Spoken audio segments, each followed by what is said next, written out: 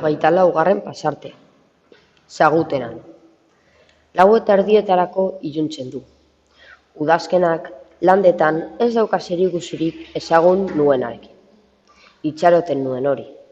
Gauak eta egunak ezin luzeagoak dira. Isiltasunak ematen duen baketikara, bakarkadearekiko larderia da topatzen ari naizena. Erretasuna. Nik neuk prestatutako zaguteran harrapatuta nago. Ez zaizu sinesgarria egiten honen besteko tormentua? Honelako estrabagantziak eta hortik gorakoak izaten ditugu, bada. Bada, engantzatuta gaudenean. Beste kontu bat da, nola ikasi auzi hauek beste modu batera ebazten. Ez duzu nahi nik aitortzerik, hemerekiko hau dela zerik indartsuena negan. Irakurri nahi duzu, badudala beste pasio bat, handiagoa eta sakonagoa. Idaztea, esate baterako. Hori egitea, aurrera ateratzeko borondatea indartzeko ere bat da, zure guztez.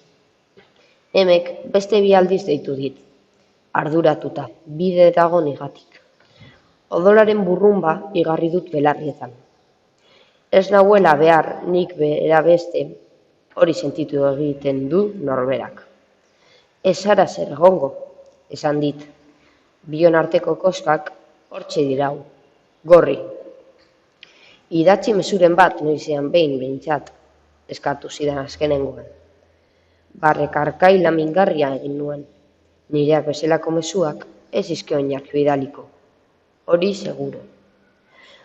Otartekoa jateko orduan errepasatzen ditut zure mezu zaharrak. Fabrikan bertan, edo loteratzean. 200-tik gora dira, maybe, 200 lore.